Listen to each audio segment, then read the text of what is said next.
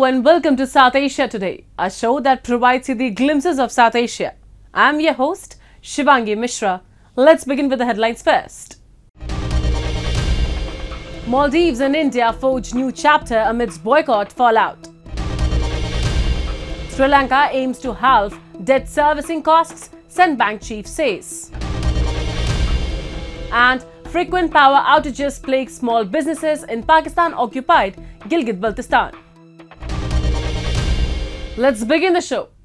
In the midst of diplomatic impasse, Musa Zamir, Foreign Minister of Maldives, embarked journey to New Delhi on May 8th.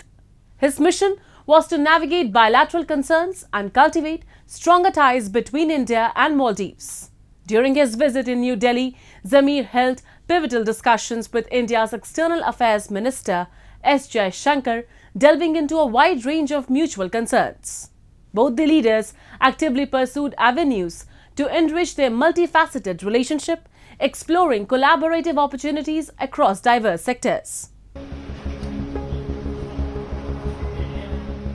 In the midst of a diplomatic deadlock, Musa Zamir, Maldives Foreign Minister, embarked on a journey to New Delhi on May 8th, aiming to engage discussions with Indian officials on bilateral concerns with India.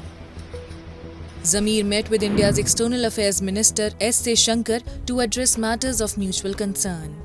During his visit, both the leaders endeavored to enhance their multifaceted relationship by exploring various avenues of collaboration. India also positively reacted to Maldives' efforts to ease tensions, seek common ground, and pursue collaborative opportunities.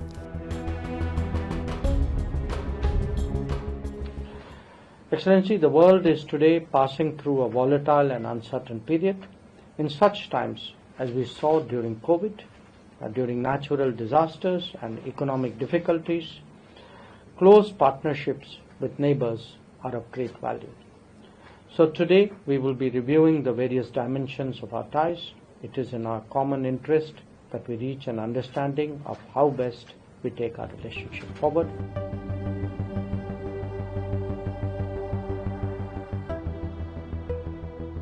Zamir's visit came as India announced to replace its military personnel from Maldives. The ties between Maldives and India strained after some Moldavian politicians from the ruling party posted derogatory remarks about Prime Minister Narendra Modi. Following the incident, the boycott Maldives trended on social media, which eventually hit the Maldives' tourism-dependent economy. Standing in support for their country, Indian tourists started cancelling flights and hotel bookings in Maldives. After facing serious backlash and witnessing a staggering decline in the economy, Maldives started working on damage control. Former Moldavian President Mohammad Nasheed has voiced significant concerns regarding the ramification of India's boycott call on Maldives, particularly in the context of tourism. Nasheed convened apologies on behalf of the Moldavian people and emphasized their wish for Indian tourists to continue visiting the country. He highlighted the impact of the boycott on Maldives. It has impacted a lot. And, I am actually here in India. I'm very worried about this. I want to say the people of the Maldives are sorry. We are sorry that this has happened. Indian people, we want Indian people to come on their holidays to the Maldives, and there will not be any effect on any change in our hospitality. So it's very unfortunate that our kind of more activist-minded government officials, low-level government officials, decided to articulate in this manner. Then I am also encouraged that the President has now removed them from government. India and Maldives share ethnic, linguistic, cultural, religious, and commercial links steeped in antiquity. India was among the first to recognize Maldives after its independence in 1965 and to establish diplomatic relations with the country. Since then, bilateral relations have been nurtured and strengthened by regular contacts at the highest levels. However, the ties between the two countries started declining in November 2023 when the Moldavian President Mohammad Muizu assumed power.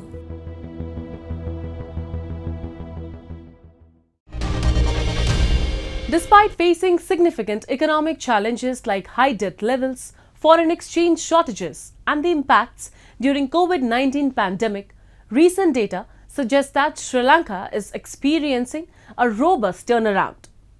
During a recent news conference, the central bank chief emphasized Sri Lanka's determination to achieve debt sustainability as soon as possible.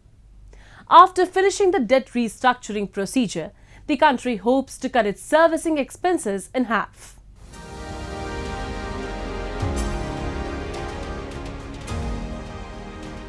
Sri Lanka has been dealing with economic challenges such as high debt levels and foreign exchange shortages from last many years.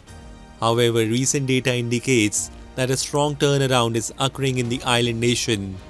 While addressing a news conference, Central Bank Chief Nandalal Veerasinghe said that Sri Lanka is committed to achieving debt sustainability at the earliest and aims to halve the servicing costs once it completes the debt restructuring process.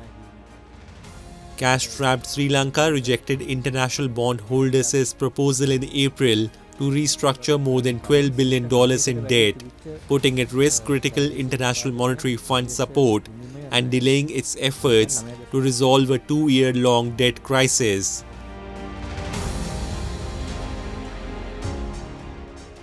සියලුම ණය පාර්ශ්වකරුවන්ගෙන් එකඟත්වය ලබාගෙන ඉදිරි වසර දීර්ඝ කාලයක් තුළ ණය ස්ථායී ණය ගෙවීම් ක්‍රමයකට රජයට ඔරොත්තු දෙන රජයට ගෙවිය හැකි ආකාරයේ විදේශී ණය ගෙවීම් ක්‍රමවේදයකට එන්න පුළුවන් වෙයි කියන එක ලොකු විශ්වාසයක් තියෙනවා.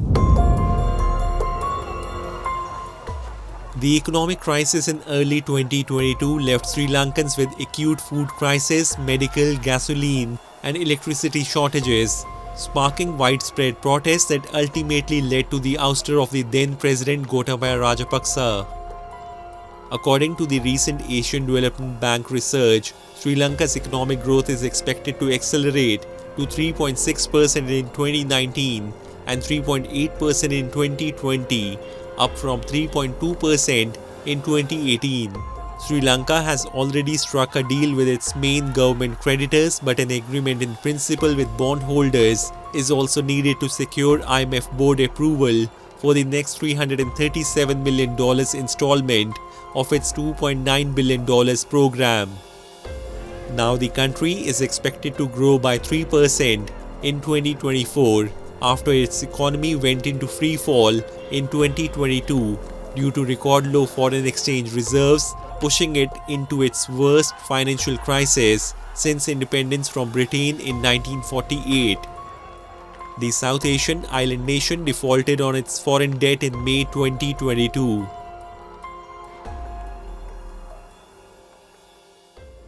ණය ප්‍රතිශත කරන්න කලින් 9%කට වැඩිය තිබිච්ච දළදේශීය නිෂ්පාදනයෙන් විදේශ විනිමය ණය මම හිතන්නේ 9.2ක් වගේ ප්‍රමාණයක් තමයි තිබුණේ. ඒතකොට ඒක තමයි ණය ප්‍රතිශතකරණ එක තුලින් 4.5 පල්ලෙහා මට්ටමකට තියාගන්න ඒ සාකච්ඡා කරන්නේ. Indeed, the evidence of recovery can be seen across a variety of sectors including tourism industry, which was severely impacted by the pandemic and is slowly rebounding as international travel restrictions ease. Despite these hurdles, many are cautiously optimistic about Sri Lanka's economic prospects.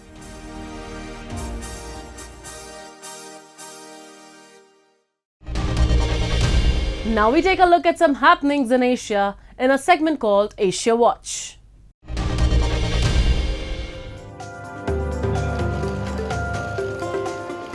Japan's Foreign Minister Yoko Kamikawa was greeted by her Nepalese counterpart Seva Lamsal on arrival in Kathmandu last week. Kamikawa was also seen touring Kathmandu's sacred UNESCO sites and greeting people at Darbar Square. She was scheduled to meet with Prime Minister Pushpakamal Dahal and Deputy Prime Minister Narayan Kaji Shrestha to discuss ways to further broaden and strengthen their relationship, the Japanese Foreign Ministry said in a statement.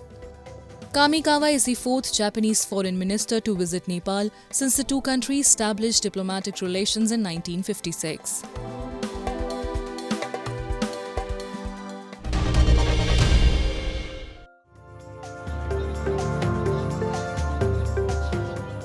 Thousands of activists from the student wing to Bangladesh ruling Awami League Party rallied in solidarity with the students on US university campuses who have been protesting the months-long war in Gaza. At least 6,000 people joined Monday's rally organized by the Bangladesh Chhatra League on Dhaka University's campus, law enforcement agency officials on the ground confirmed. Many who were not part of the league, mostly students, joined the protest in support of Palestinians, demanding an immediate ceasefire and an international court tribunal for Israeli Prime Minister Benjamin Netanyahu. The crowd also harshly criticized US President Joe Biden's government for the sometimes violent clashes seen between US police officers and pro-Palestinian student protesters. The Bangladesh Chhatra League also organized similar rallies across the country, hoisting Palestinian flags at universities and colleges where the protests were held.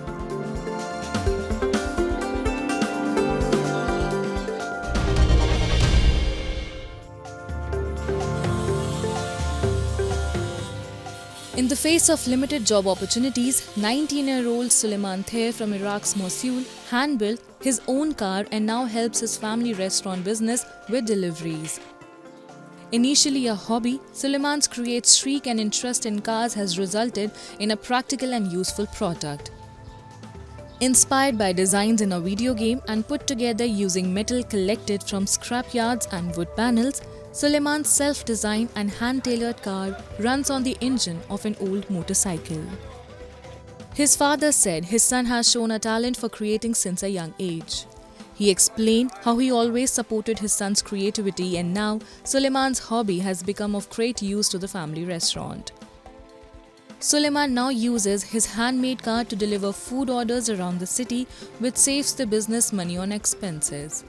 Despite huge untapped oil and gas reserves and steadily rising oil output and revenue, 22% of Iraq's population, around 10 million people, live below the poverty line, according to the Ministry of Planning. Last year, the government said it would spend to create jobs and rebuild infrastructure as it recovers from years of conflict.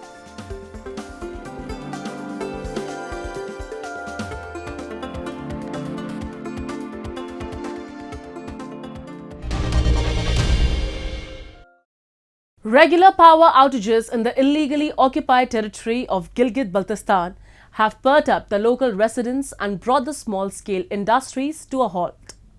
Businessmen and traders complain that 90% businesses are out of order and the authorities in the illegally occupied territory are taking no cognizance of the problems. Despite years of grievances, no meaningful action has been taken by the puppet administration of Pakistan to address the public concerns. We have a report.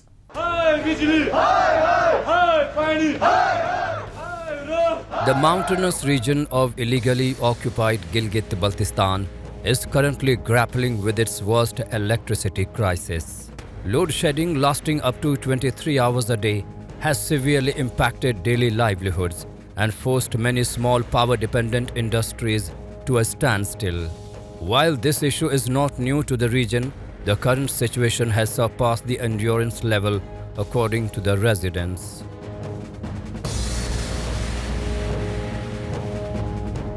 Already 90% हमारा कारोबार, हमारी मईशत, हमारी industry छोटे छोटे कारखाने हैं, छोटे छोटे वर्कशॉप्स हैं, वो सारे के सारे बेरोज़गार हैं।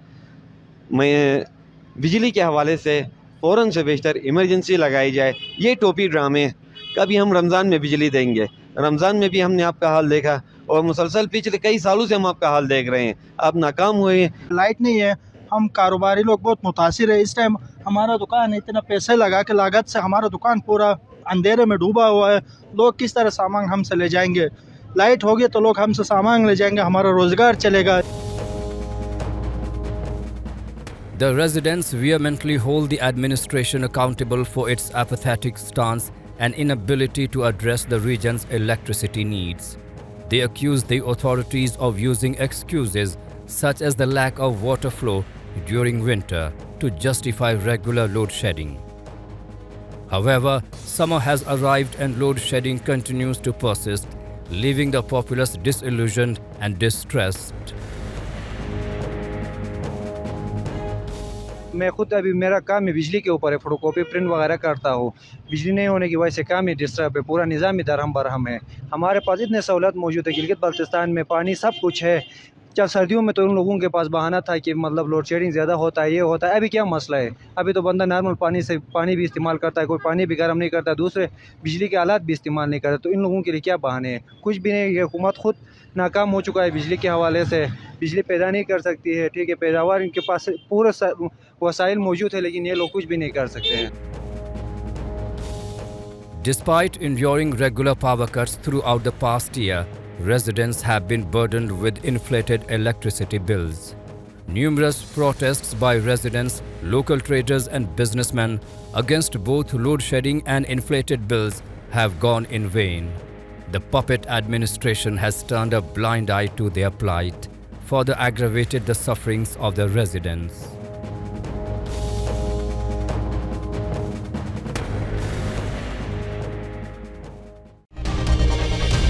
A video featuring Hurmat Irshad, a 9-year-old cricket prodigy from a small town in Sapor, North Kashmir, has taken the internet by storm. Showcasing her extraordinary batting skills, she has become the talk of the town. Inspired by cricketing stars like Mithali Raj and Sachin Tendulkar, Hurmat dreams of donning the coveted Indian cricket team jersey and surprise the world with her talent. Her skills have garnered admiration from Sachin Tendulkar himself, who promoted her video showcasing the budding talent from the Union Territory.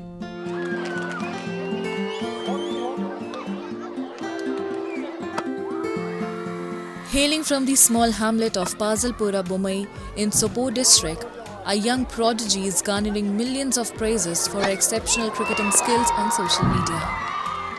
Inspired by legendary cricketers like Sachin Tendulkar and Mithali Raj, the 9-year-old Hurmat Irshad has been passionately pursuing the sport since her early days.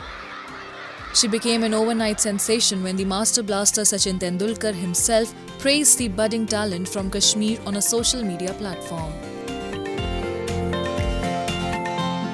मैं बहुत खुश हूँ, उसने मुझे tweet किया और ये मैं उसको मिलना चाहती हूँ कि मगर मुझे इंडिया टीम में सिलेक्ट होना है।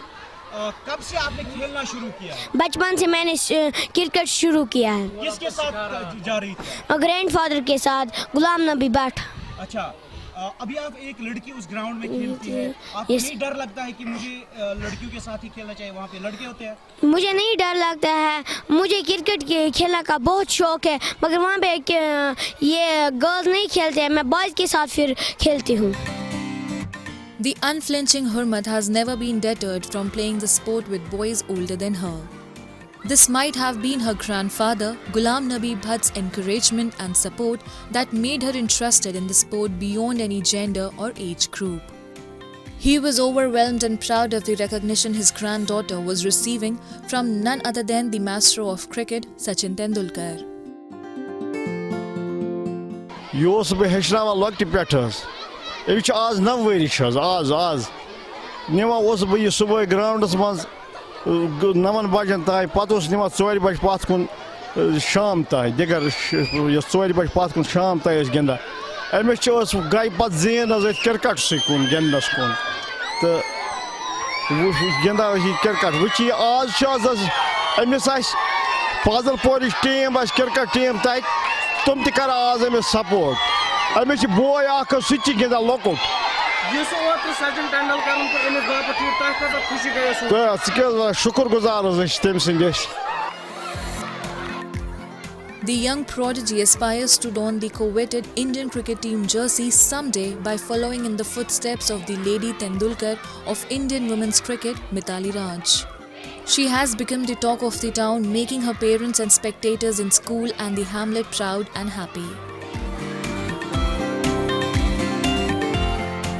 सचिन साहब ने जब ट्वीट किया था उसके बाद मैं बहुत खुश हुआ। मुझे ऐसा लगा कि जिस टाइम सचिन साहब ने ये ट्वीट किया है, मुझे ऐसा लगा है कि हमारी बेटी हिंदुस्तान में खेल रही है। उसको हो गए 2-4 साल। उस ग्रैंड फादर के साथ सुबह जाती है 8-9 बजे तक, उसके बाद स्कूल जाती है। स्कूल छुट्टी के बाद जब आती है उसके बाद उसको ग्रैंड फादर फिर आपके साथ लेता है वो 2-3 घंटे प्रैक्टिस कर रहा है। काफ़ी अरसे से ये इस ग्राउंड में खेलती थी, जो ईदगाह आलिया जंगीर का ग्राउंड है। और आज पूरे जंगीर के साथ साथ बिलखुसूस मेरे इस गांव के लोग काफ़ी खुश नज़र आ रहे हैं। स्पेशली प्राइम पब्लिक स्कूल के जो बच्चे हैं वो बधाइयाँ दे रहे हैं, मुबारकबाद पेश कर रहे हैं इसको कि इस तरह हमारे स्कूल या इस इलाके जंगीर से ये होनहार तालिबा निकली जिसने अपने इस क्रिकेट में अपना नाम कमाया, इसके साथ साथ अपने वालिदीन का नाम और अपने मुल्क हिंदुस्तान का नाम रोशन किया। Gleaming with determination and confidence, Hurmat Irshad is mesmerizing her spectators with her textbook style, pull shots and drives. Who knows, perhaps one day she will etch her name in the annals of cricketing history and bring the entire country on the edge of their seats. Now it's time for me to wrap up today's episode. We'll be back next week at the same time. This is Shivangi Mishra signing off on behalf of the entire production team of South Asia Today. Goodbye and take care.